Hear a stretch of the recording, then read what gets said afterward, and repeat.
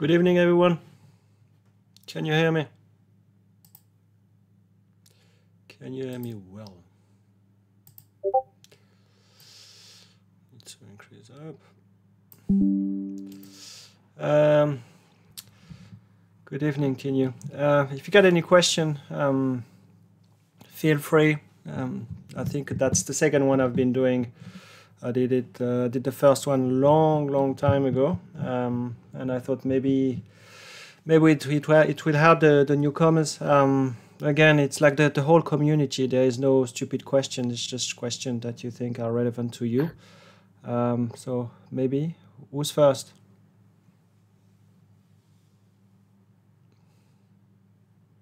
Don't be shy. Hello, Billy. I'm sure you can hear me, and if you don't, you can write the questions here. Write or speak. Do I need to do muted? Maybe tell me. If you want to talk, maybe I need to give you the mic. So just flag your name in the Discord, in the comment section, and then I give you the mic. I think it works like this. I'm not sure exactly, but if you want to talk, if you have questions, please feel free. Market is closing in 57 minutes in the US. Up mostly on NVDA. Nasdaq is up 2.5 almost. Questions, Billy? I think you're typing, so tell me if you have any. And the others, literally don't be shy. I don't bite.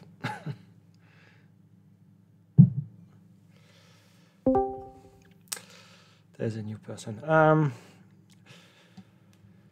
And you're thinking beyond the euro short as a currency, or euro short as the region? Let's say Euro Stoxx 50 or Euro Stoxx 600. What would that be? FX, Billy. The region. So the region. I mean, I've been a bit too early on that one. So I started the Euro Stoxx 50, and I think I was a couple of months ago around 4150, 4200. If you look at the Stoxx 50, and the idea was, and it's still the same, which is the Eurozone is still struggling, both in terms of relative and absolute. So if you look at the German GDP that we had today, which is a lagging indicator or coincident, if you want to push even closer, but we are in recession in Germany. So what has been pretty clear, and it's the same like many places in the world, is services have been outperforming manufacturing. But for Europe, what is very true, it's much more dependent on export. Okay, so if you think about Germany needs to a lot have a good China. They need to have a good world GDP, which is not the case. So you had the hoo-ha phase of the January to March, where everyone was like, "Oh, China is firing on all cylinders," which was not the case. It was just like the reopening, and since then it's pretty clear that China is not as strong as expected. Meaning it's not a struggle for Europe, but it's not going to be as good as what people are thinking. I think a lot of the strength of Europe, at least for the indexes, was based on mostly two sectors, which were luxury. So you know that all the names, like especially a lot of French names, were pushing the indexes higher.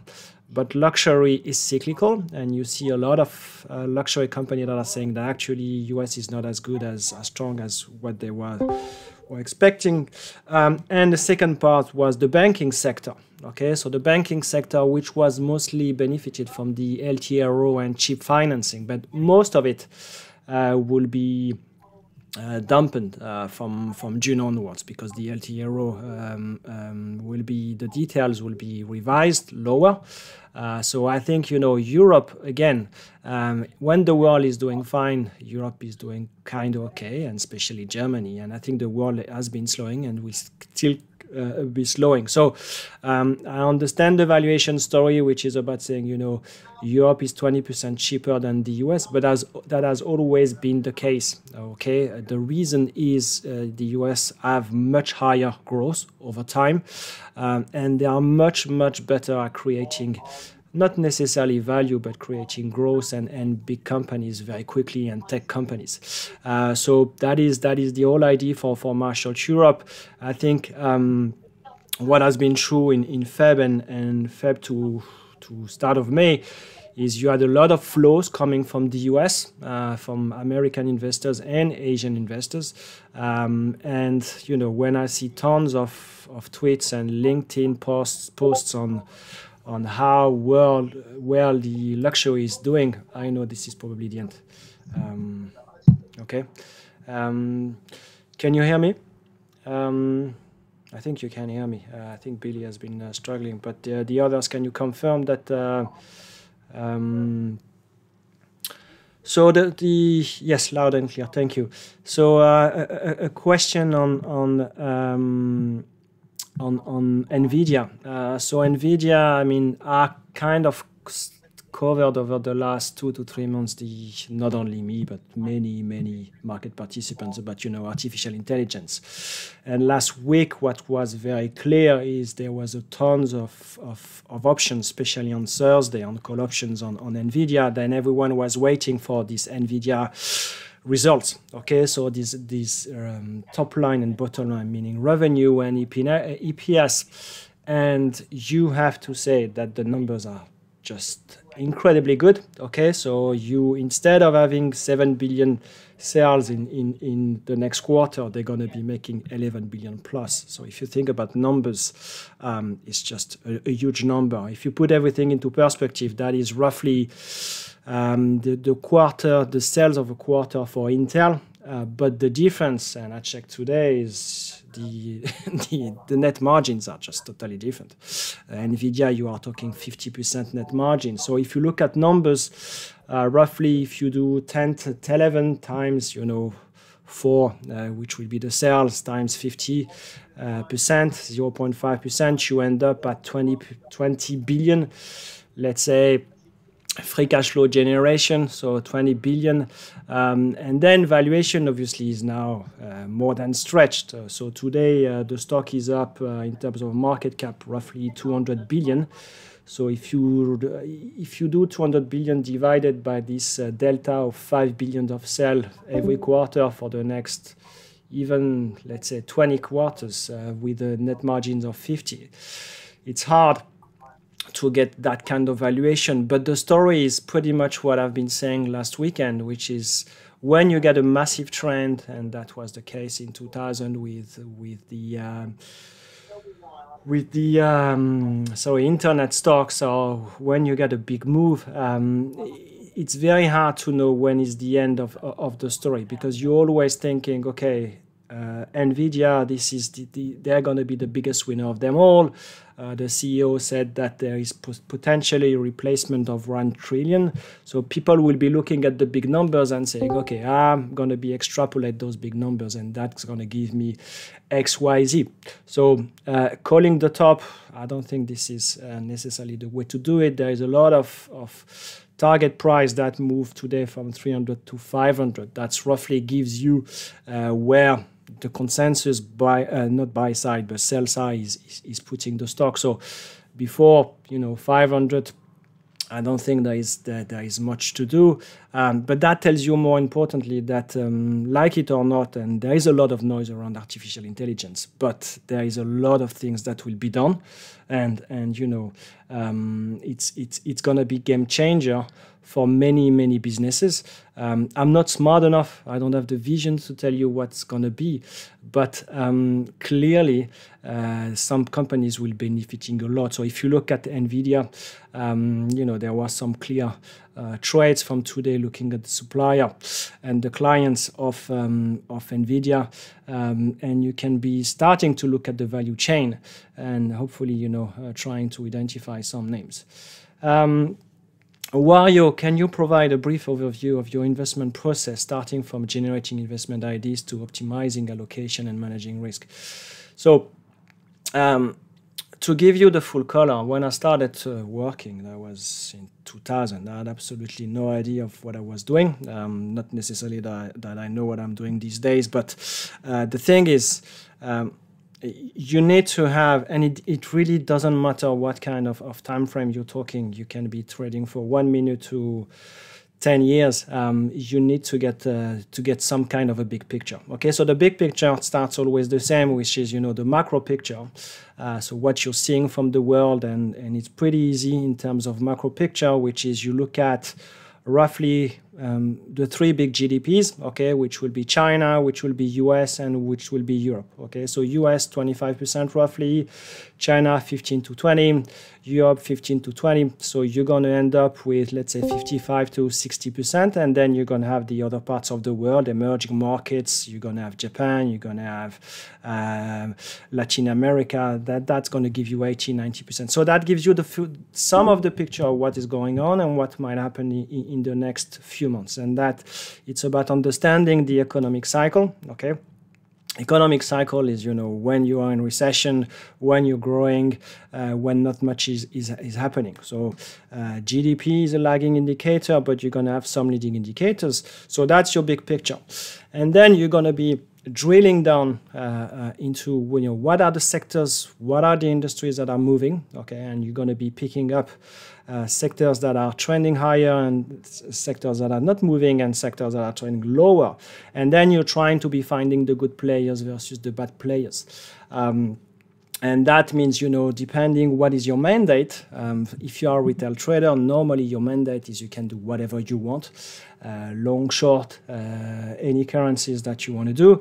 My background and my, let's say, where I'm playing mostly is stocks. Okay, so because my conviction is if you look at FX, you're going to have 10 to 20 FX pairs. So you do have like some to play, but not that many. If you look at commodities, roughly the big commodities, you're going to have 10 to 20, even if you can go and be trading more of the small ones. Trading bonds, I think for retail, it's very hard to be trading single names, okay, because the minimum is way too high. So that gives you in the world of stocks where you're going to have 2,000 stories in the US, you're going to have roughly 2,000 stories in Europe as well, or 1 to 2,000.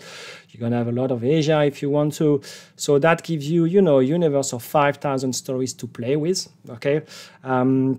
And then you're going to be doing from quantitative to qualitative, okay? So that's what we do during the mentoring. We spend a lot of time. That is what I try to explain in the 4x4 video series, which is getting a full process. So as a professional, what you try to get over the years and the years, even if the industry is very bad at training people and passing on the information, is getting an investment process. Okay, so it's not like when you start, you read the news or someone is telling you about buying XYZ and you be putting trying to play darts and trying to find a level or trying to find a stock. It's more like, getting some ideas. And if you do some prop trading like me, which has been my core business for now 15 years. Before that, I used to do hedge fund, which was more long term. Is you're going to be looking at a lot of special situations, because special situations is you get a natural trigger. Okay, so you get a natural catalyst. So it's very, very true that if you look at the channel, the newcomers channel of any channels that is for the 4x4, the mentees is. What is key and what is very, very hard is to be finding catalysts, okay? Because if you just buy or sell something, then the reality is your alpha generation is going to be mostly on the beta. Okay, so if you buy a stock that is on 1.5 beta, you kind of assume that if the market goes up by 1, you're going to be up by 1.5. Okay, so that's roughly the idea. But you know, if there's a risk on, risk off, then it's going to be affecting the move. So what you try to do is not only looking at the macro picture, but as well having a catalyst. So if you look today on the newcomer channel, someone mentioned Ralph Lauren. It's pretty obvious that you get this catalyst, which is called the earnings, and you might have an earnings momentum. Okay, so that is something that you'll be... The earnings momentum, the earnings drift, it's the most natural one. Having said that, it really depends on what are the market's conditions. If you look at recent history, the moves and the drift over the days, normally if you get a stock that is doing well on the day, there is a drift and the stock should go higher.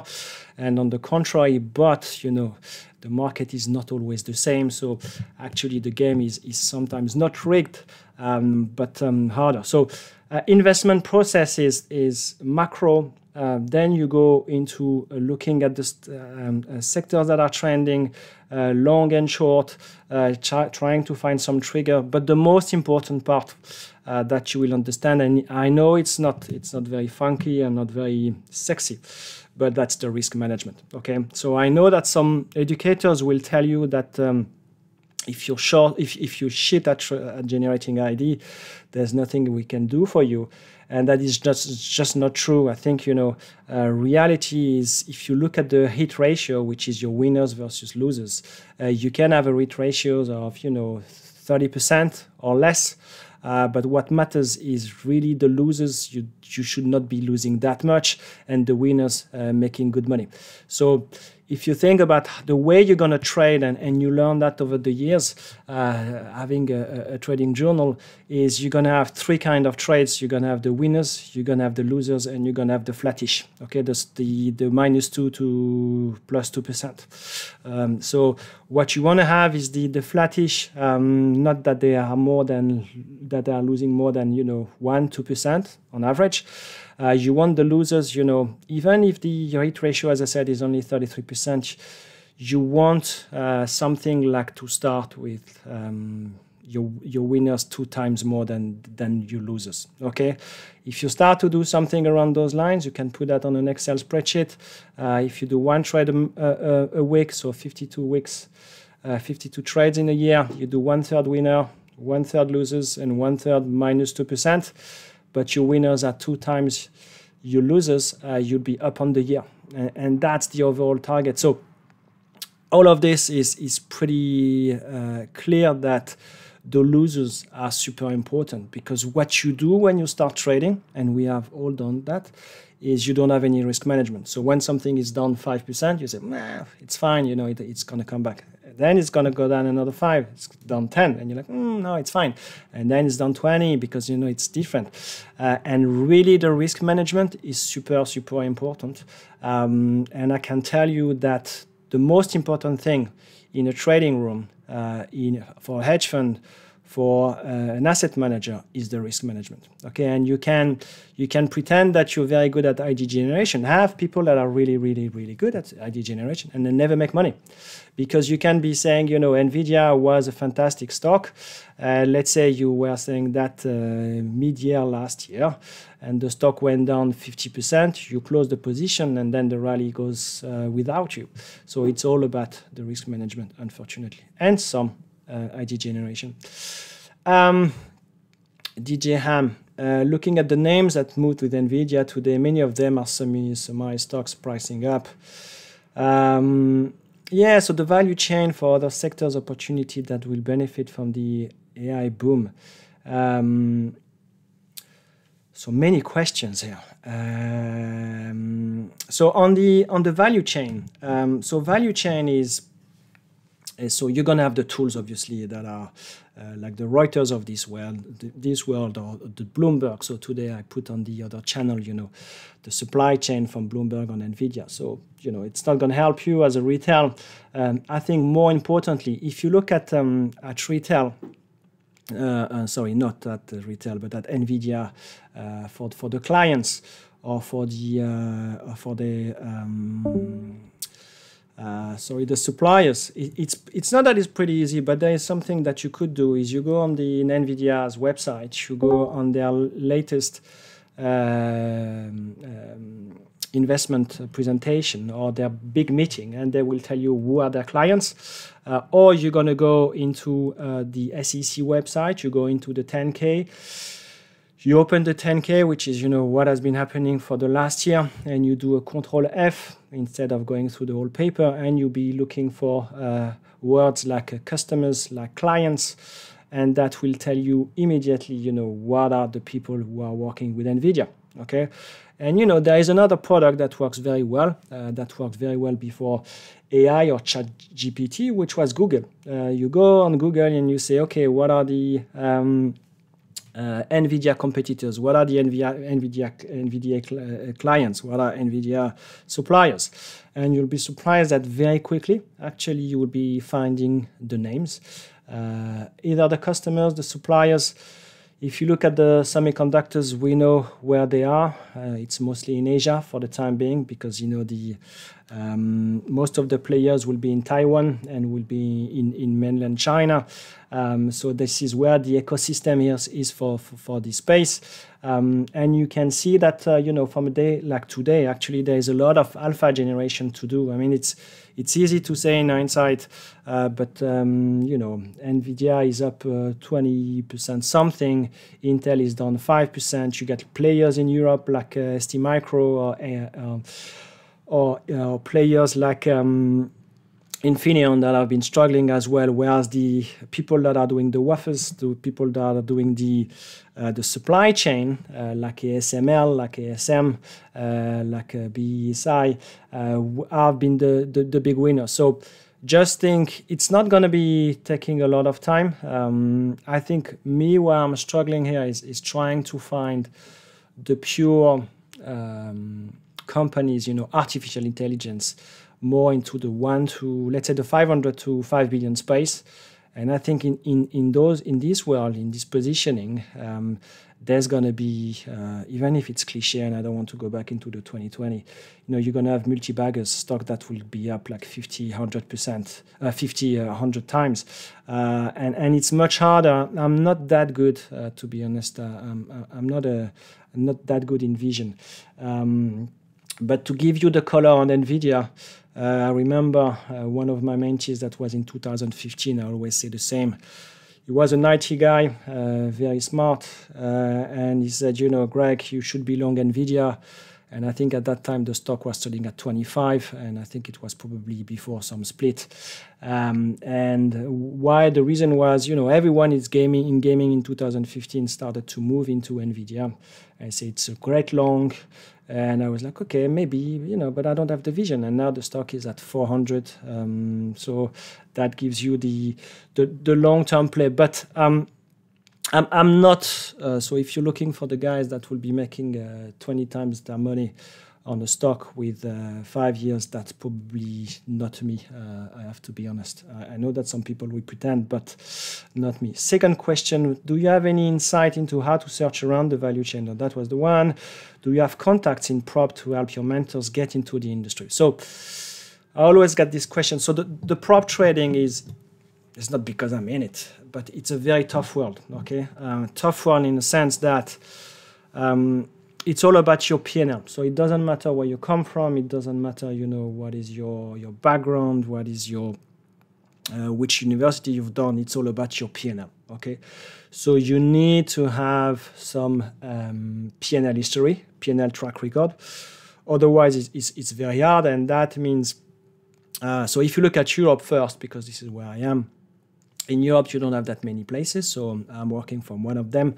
But the reality is, most prop trading places will be in New York, a bit in Florida now. You're gonna have some in Asia, but you don't have that many jobs, okay? And you know, the space, the book that you're gonna have are gonna, the size of the book will be very different from one place to another. The mandate in terms of risk management, where is your overall stop loss, where is your monthly stop loss, where is your daily stop loss, are going to be changing from one place to another. And you need to realize as well that there is a cost attached to that, which is most of places you don't have a salary. Okay, I don't have any salary at Infinity. And there are costs, you know, the cost of just, you know, sitting every month, which is the seat charge, and there's going to be a cost of trading. So it is a tough world, prop trading. Trust me, it is really, really tough world.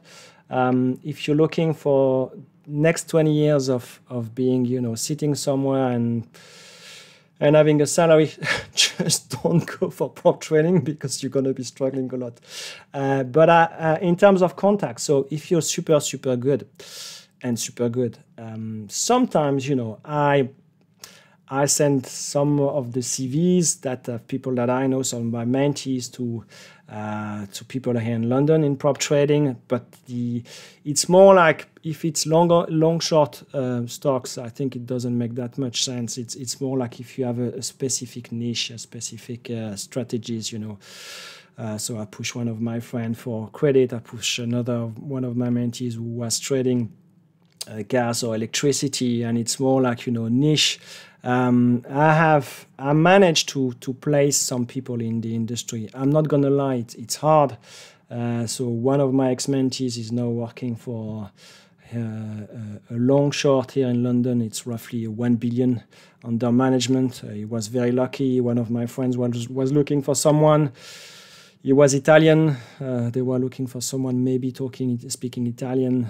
He is super smart. He's very nice. I thought he could be a good match. So he joined them on a specific long short. At that time, the long short was, I think, 10 million. That was a couple of 3 years ago, and now the long short is between 600 and 800 million. So he's lucky.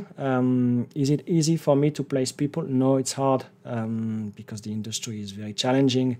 And, you know, I think the banking, the sales trading, you know, sales, that is not what I do, but I think it's much easier to find a job. If you are looking into prop trading, a hedge fund, that is much, much harder. And you need to have something specific for me to push you. Otherwise, it doesn't make sense. Or would you recommend to keep trading your own money? There is no right answer. As you know, it really depends what kind of freedom you want to have, what kind of money you have. Do you want to work in the industry? You're going to be meeting very smart people and some not. You know, what is your mandate? What is your motivation? Do you want to be running, you know, a book of 50 million, 100, 200, 500? Do you want to be trading stocks? You want to be the slave of someone? There is no right answer here. What I can tell you is this industry is extremely challenging. I mean, it's not a cliche, but that's the reality. And it's very hard in the long run because it's demanding. It's, you know, what people will say, oh, I can wake up, you know, one day, 1 week and 1 month. But if you have to do it over and over with a constraint of a portfolio, it's much, much harder. But I don't want to deter anyone to do it. It's a great industry as well.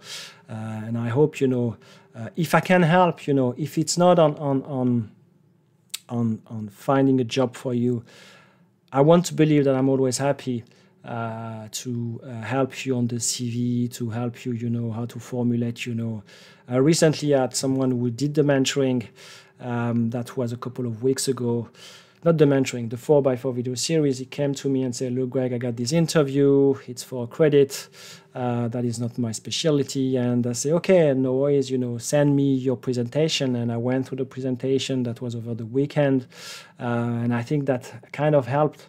But unfortunately, he didn't get the job because there were 2 people.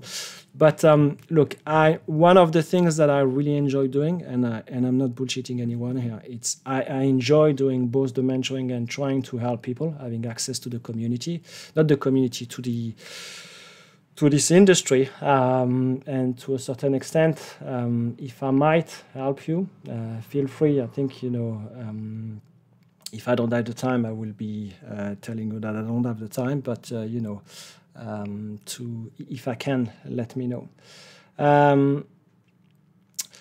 Question from Wario. What are some optimization models or tools commonly used by institutional investors? So institutional investors, so you're gonna have, it's a big world, and there's many mandate under this world. So if you think about, first thing is, most people will be long only. Okay, so the world is probably 99% long only. So 99% long only means, you know, you want to do like the index or a bit better like the index. Me, what I've been trying for the last, so that means more than 15 years now, to be making money in up market and down market. Okay, so that's an absolute return, making money. So what you have is, over time, the hardest part, it's the same as a retail trader. When you start the day, you get tons of information, but it's about, you know, getting the right information and screening and filtering this information. Okay, so that goes from the macro to the quantitative to the news, and the risk management. So models. So if you talk about the absolute models, will be the renaissance of this world, or the quant guys, which will be taking into account, you know, tons and tons of data, and will be kind of forecasting the future. Okay, so to give you an example, that was 10 days ago. The chance to, that was completely coming out of nowhere. I spent 30 minutes talking to a quant guy who made the headline recently on Bloomberg, actually, and for the next couple of years he's not going to be even trading. So he's joining a new company. He told me, you know, I'm not going to be trading. What I'm going to be doing is I'm going to be building my quant process. Okay, so my quant process is about, you know, for him, you know, processing all those data and trying to find some pattern. Me, I consider that I'm a quant guy, but I'm discretionary. Okay, so I'm gonna have tons of models, tons of filtering process, let's say, tools that I'm gonna be using every single day. Okay, so let's say I'm looking at special situation. This is my tool, and another if you go underneath this special situation, you're going to be, for instance, looking at rights issue. Okay, so in Europe these days, you get many rights issues. Okay, and I can give you some rights issue in Sweden. That was this week. 3 weeks ago, I took part in a rights issue in Germany with TUI, which is the traveling company. And that is my process. So my process is trying to find catalysts and trying to find good risk reward. So even if it's a bit cliche, but what you try to achieve is good risk adjusted returns. Okay, because when people tell me, oh, this guy made 20 millions, 20 millions doesn't make any sense if you don't know what is the capital against it, the gross exposure, the net exposure. So the optimized models will be the models where you limit your downside and you maximize your upside. I mean, you know that. You don't need to be on this channel to learn about that. But it's about getting a process. So what I try to pass on to people on the community, is really having different kinds of generating ideas. Okay, so what you don't want to have is, I mean, that is my view. Okay, some other people will tell you, you know, play with your skills. It's not about not playing with your skills, but if you only got one strategy, okay, it works well for 2 months, then what you do for the next 20 years. So that means one of the biggest the biggest thing in if you want to survive in the market is you need to adapt. Okay, you need to adapt to the new conditions. Some strategy will work very well, and some others will not. So I give you an example. A couple of years ago, IPOs, you will have been making a fortune. Okay, so if your job was to be making IPOs, and taking part of IPOs, that was easy. And obviously, over the last 6 months, there is no IPO. So what you're good at these days, if you want to be making money, is rights issue, is capital increase, it's placement. Okay, those are the things where you're going to be making money. I'm talking special situations. So different markets, the same as, you know, since the start of the year, the mega cap have been very strong. Okay, so we are talking the FANG of this world, but if you look from September to December, they were very weak. Okay, so that means you need to be flexible. Yep. Any question from anyone? I'm talking a lot. No?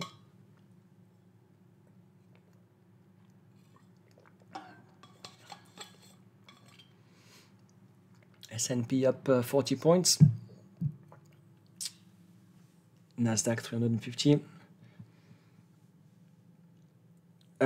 So why are you? I'm talking about tools like value at risk, respiratory approach. Do you have any other tools used by professional? What do you mean in terms of tools for generating ideas or just checking the book? Because checking the book is pretty obvious. Okay, so you look at gross net exposure, value at risk, the VAR, which is not ideal. You'll be looking at, you know, the liquidity of your book. You'll be looking at a different time frame. But I have tons of tools. So if I could, you know, one day I'm going to show to people, you know, how many spreadsheets I have on Excel. It's just ridiculous. My son is always making the joke, which is, you know, every single day is almost asking me, did you do a new spreadsheet today? Which is, again, you're looking at new things to try to understand what's going on. So I give you another example. You know, 10 years ago, you did not really care about options. Okay, you will not really care about, you know, what was the flows in options, what was the gamma, what was the delta. Whereas these days, that's the only thing that matters. So you'll be looking at where's the volumes on AMD, where's the strike for NVDA, which is at 400. What is the strike on Microsoft today, which is 325, 330. Whereas before it was mostly the cash. Can you give some? That's a good question, Billy. Can you give some insight into the psychology behind being a good trader? Okay, let's start with that. So I think from the best people that I was lucky to sit next to, the biggest of them all, the biggest, okay, is when it matters, you need to be big. In other words, when there is something that is going your way and you know you're going to be going after the bank, you need to be big.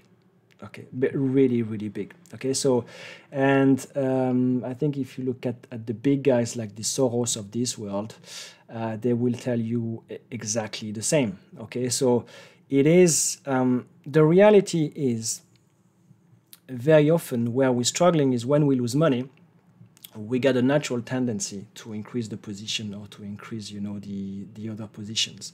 Whereas when you start to be making money, you're kind of in a blue sky scenario where you can be putting tons of other positions you can increasing because you get the right to do it. Okay, so what is the good trader? The good trader is first you have a process. Okay, you get an investment process. You know what you're doing and you know why you're doing it. Okay, so sometimes, and probably too often, I go for a long, for a short, and I'm like, you know, because I'm bored and I want to be in the market. And 90% of the time, it's not going to be going my way because there is no conviction. Okay, but if I got a conviction, if I got a news, if I got a backup, then, you know, I do know as well that it's about mostly the risk management. So the best traders, who are they? They are the guys that will go big, and they are the guys that have risk management. Okay, so you take a loss, but if you were following the right process, so be it. Okay, it's fine. And then in the long run, I think the most important, so there are two things. That's something that I mentioned already. You need to be flexible, meaning that you need to adapt to this new market every single day. And the hardest part in the long run is, so you have a trading journal, for instance. So you're kind of writing every single day what you've done well and what you've done badly. And you kind of, in a way, I always use the same analogy. You're a bit like a PC, okay? So you get some space where you put all your trades somewhere. and it adds up, meaning that you have less and less memory. So the hardest part is to know what you've done well and what you've done badly, but not to be affected too much, because the reality is, and anyone that is telling you something different is just, selling dreams. And a sales trader or someone, on an island, or someone pretending, is trading hurts, okay? And what is important is, I'm not saying, 2 days, 2 months. In the long run, Translation, pipeline, so CVC is in final negotiations with the CEO and CFO. Need to clean the system, but in the meantime, you need to be fully aware of what you did well or what you did badly. Okay, so it's kind of, you reset knowing what you've done. And the best traders do that, okay? They have a process, they take a hit, but they carry on. Okay, and sometimes there is nothing to do, and one of my bosses, it was 7-8 years ago, said to me, when I was frustrated, patience is a virtue. Even if it's a bit cliche, that is true. Okay, so the best traders, you go big when it matters. You get an investment process, you get risk management, and you learn from your mistakes, but you're not going to be let's say, not moving forward, because it adds up. So to be perfectly honest, at the end of 2017, after 17 years, having my third child, I had enough. So my memory, my PC memory was full, and I had to take some time off the market. It was just too much. So I know, if you look at the market, the hardest part, I think it's every single day it will be moving. Something is going to be moving. So today is going to be NVDA. Oh, I should have been long NVIDIA. And tomorrow something is going to go up 15 or down 20. I could have been long or been short. So if you want to be masochist and really destroy yourself, you can do it every single day. If you want to be looking at someone that's telling you, I've been long this stock and I've been making 15% today or whatever, it's in the long run that is hard. So you need to be taking into account of what is happening around you, and in the meantime you need to stay in the zone, meaning that it's what matters is your P&L. The rest is total bullshit and noise. Okay, yeah, I hope it helps, Billy. Is there value in value investing? Is it worth investing? Time learning, valuing models. There is value in value investing, for sure there is. So if you do SPY V versus SPY G, you could see that at least for 6 months or 1 year, there was a good momentum for value versus growth. But recently, or should I say the last 10 years, growth has been outperforming value. The reason is pretty obvious, is, growth is growth and value is value, meaning that, with growth you have much higher top line growth, earnings growth, so much more value creation. And the hardest part with value investing, and I learned that sometimes the hard way, is a value story could be a value trap. Okay, so you think that you get a good business, and then actually this good business is becoming a shit business. Give you, maybe it's a bit too much, but if you think about Intel, so Intel, me from 2000 onwards, that was Intel. Everyone was if you had a PC, it was Intel, and then suddenly you get those new players coming, and growing, NVIDIA, AMD, some other players. And people were buying Intel, saying, yeah, but Intel, it's, they are market leaders. And then suddenly they are not the market leaders. And you buy a stock, it's thinking, it's on 10, 15 times P, 50 times earnings, but then it's not, because, the sales are coming down, the margins are coming down. So it's not only about value investing, is the combination of, how sticky is the business, how can you, another example, you can be looking at HBI, okay, HBI, which is Hans brand, which has a huge debt, which has not been seeing any top line growth for the last 5 years, 6 billion, I think, sales every year, margins are close to zero. So imagine that, you know, they could have kept those margins at 3 to 5%. That would have been a good value story, but they are not. They can't. Okay, so there is value in value investing. I'm definitely for that. There are good stories. I give you an example. Two of my longs in my prop book, not my professional book, my own book, are trading below book value.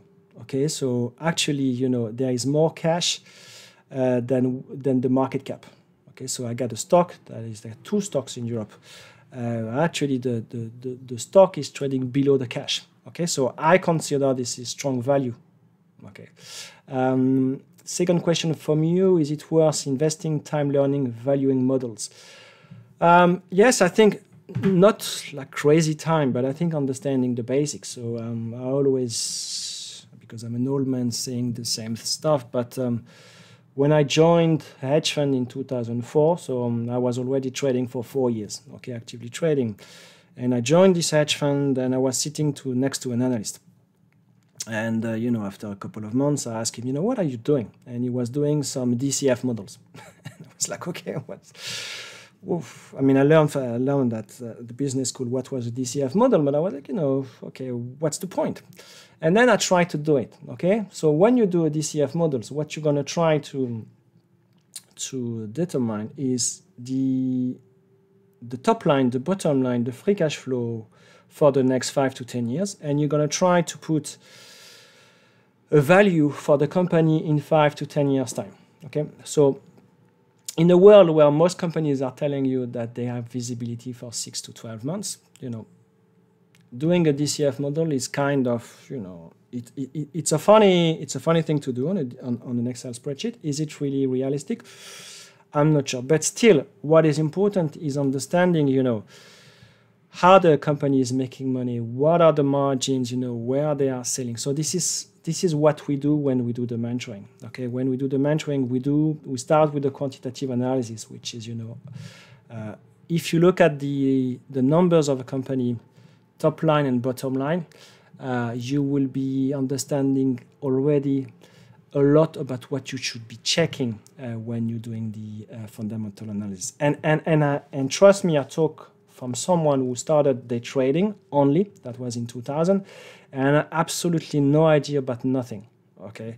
But when you day trade, okay, let's say you day trade, you buy a stock, you have no idea what it is, and it goes from 12 to 10, and you buy it and say, oh, I'm buying it because it's on 20.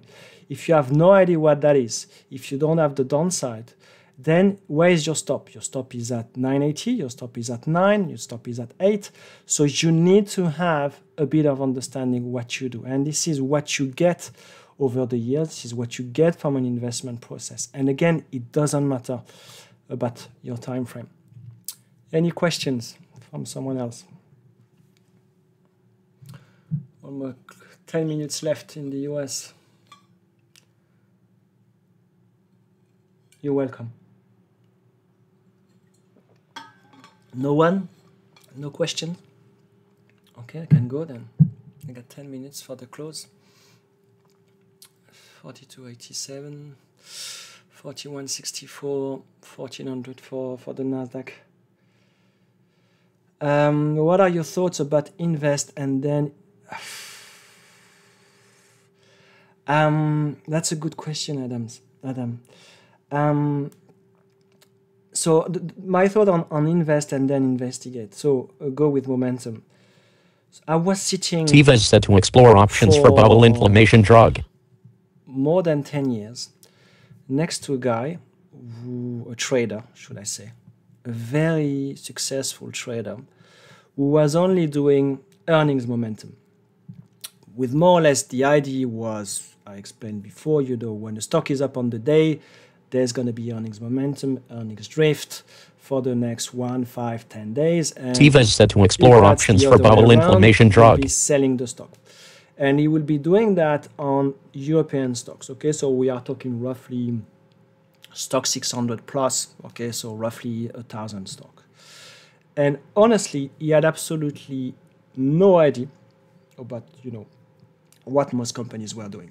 I mean, literally, if you were talking ASML, it would have been fine.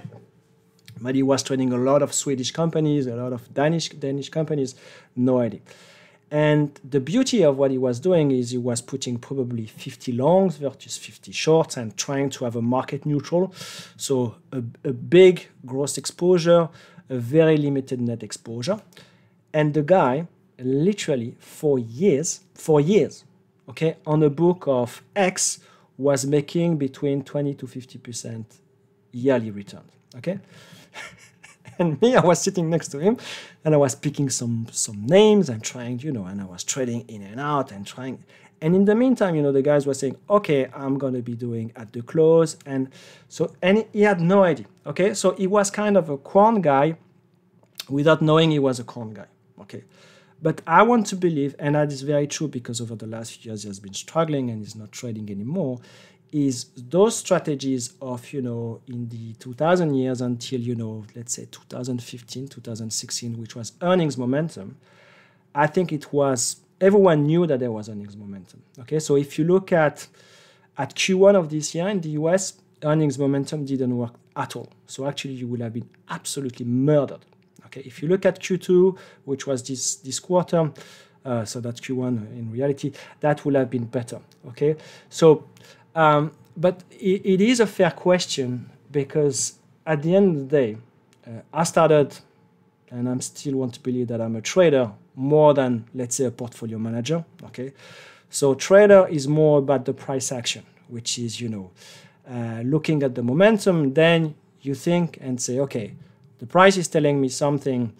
What is the story behind it? But the reality is, you can put any narratives that you want for any price action. Okay, so if euro is down today, you'll say, oh, actually, because this is a flight to safety. And if euro is is up tomorrow, you'll say, oh, actually, nobody wants the dollar anymore because of the debt ceiling. This is the end of the world. Or not the end of the world, but this is people reducing the exposure to dollar. If you go with NVDA, you say today, obviously, this is earnings. And then if it goes down tomorrow by 10%, you'll say, oh, actually, the valuation is just insane. Okay? So I think invest and then investigate. I want to believe that at least I'm thinking always in terms of risk management, which is, what is my maximum downside? Okay, so if I go with something and say, okay, I go for a long for a stock that is going down by 10%. Do I believe that there is more downside? Is it like a shit stock? Okay, there is no. Well, it's just that a reaction. I could see a 15, another 5% downside.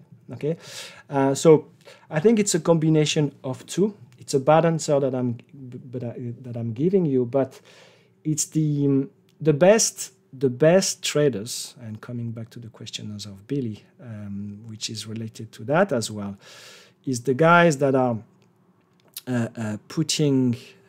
good at price action.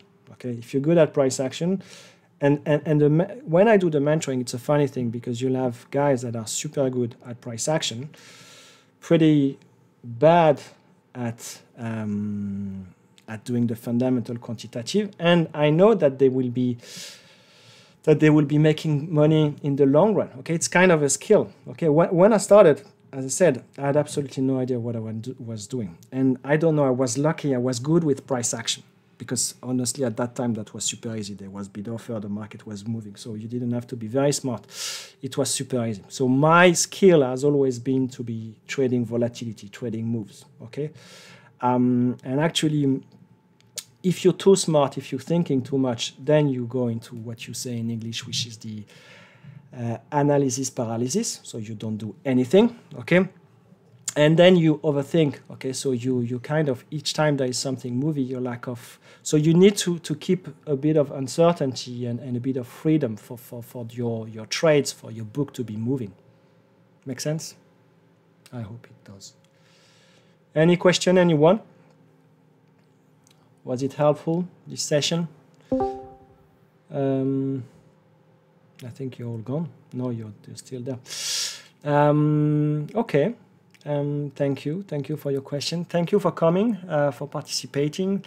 Nice having you on this community. Let's try to make it bigger in the sense that I think it's a win-win proposition for everyone. I like when people are starting to be putting trades, putting some ideas, and if we could carry on like this, that'd be brilliant. And let's see how the market is going to be. So 41.60 for the S&P. We're at 5 minutes away from the close. Strong market. Let's see tomorrow after these big earnings. But thank you. We talk on the community. See you tomorrow morning.